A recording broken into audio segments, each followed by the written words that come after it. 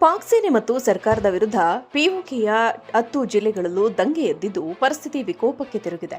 ಪಾಕ್ ಸರ್ಕಾರ ತಮ್ಮ ಮೇಲೆ ದಿಗ್ಬಂಧನ ವಿಧಿಸಿ ದೌರ್ಜನ್ಯ ಎಸಗುತ್ತಿದೆ ಎಂದು ಜನರು ಬೀದಿಗಿಳಿದು ಆಕ್ರೋಶ ವ್ಯಕ್ತಪಡಿಸುತ್ತಿದ್ದಾರೆ. ಅನ್ನ, ನೀರು ಮತ್ತು ಔಷಧಿಗಳ ಕೊರತೆಯಿಂದ ಬಳಲುತ್ತಿರುವ ಜನರು ಬಹಿರಂಗವಾಗಿ ಭಾರತದ ಸಹಾಯ ಕೋರುತ್ತಾರೆ.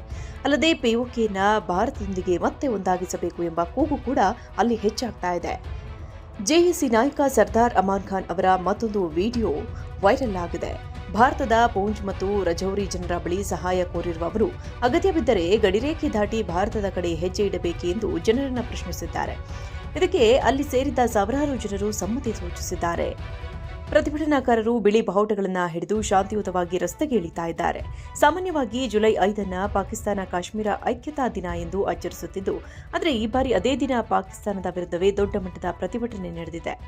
ಒಟ್ಟಾರೆ ಈ ಪ್ರತಿಭಟನೆಯನ್ನ Jammu Kashmir joint Awami action committee JAC ಮುನ್ನಡೆಸ್ತಾ ಇದೆ.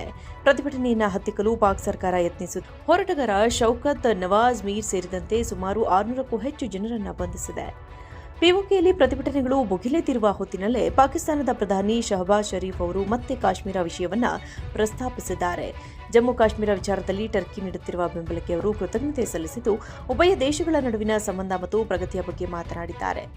ಪ್ರಧಾನಿ ನರೇಂದ್ರ ಮೋದಿ ಅವರಿಗೆ ಸೆಷೆಲ್ಸ್ ಸರ್ಕಾರ ನೀಡಿದ guardian of the blue horizon ಪ್ರಶಸ್ತಿಯನ್ನ ಪಾಕಿಸ್ತಾನದ ರಕ್ಷಣಾ ಸಚಿವ ಖವಾಜಾ ಆಸಿಫ್ ಟೀಕಿಸಿದರು. ಇದು ಉದ್ದೇಶಪೂರ್ವಕವಾಗಿ ಸೃಷ್ಟಿಸಿದ ಪ್ರಶಸ್ತಿ ಎಂದು ಅವರು ಹೀಯಾಳಿಸಿದ್ದರು. ಇದಕ್ಕೆ ತೀಕ್ಷ್ಣವಾಗಿ ಪ್ರತಿಕ್ರಿಯಿಸಿದ ಭಾರತದ ಅಧಿಕಾರಿಗಳು, ಸಚಿವ ಆಸಿಫ್ ಅವರು ಮಾನಸಿಕ ಅಸ್ವಸ್ಥರಾಗಿದ್ದು ಹೊಟ್ಟೆಕಿಚ್ಚಿನಿಂದ ಇಂತಹ ಹೇಳಿಕೆಯನ್ನ ನೀಡುತ್ತಿದ್ದಾರೆ ಎಂದು ಕಿಡಿಕಾರಿದ್ದಾರೆ. ಪಾಕ್ ಸಚಿವರ ಆಧಾರರಹಿತ ಆರೋಪಗಳಿಗೆ ಸೆಷೆಲ್ಸ್ ಸರ್ಕಾರವು ತಿರುಗೇಟು ನೀಡಿದೆ. ಮೋದಿ ಅವರಿಗೆ ನೀಡಿದ ಪ್ರಶಸ್ತಿಯು ಕಾನೂನಿನ ಅಡಿಯಲ್ಲಿ ಅಧಿಕೃತವಾಗಿ ಅನುಮೋದಿಸಲ್ಪಟ್ಟಿದ್ದು, ಸಾಗರ ಸಂರಕ್ಷಣೆಯ ಕೆಲಸಕ್ಕಾಗಿ ನೀಡಲಾಗಿದೆ.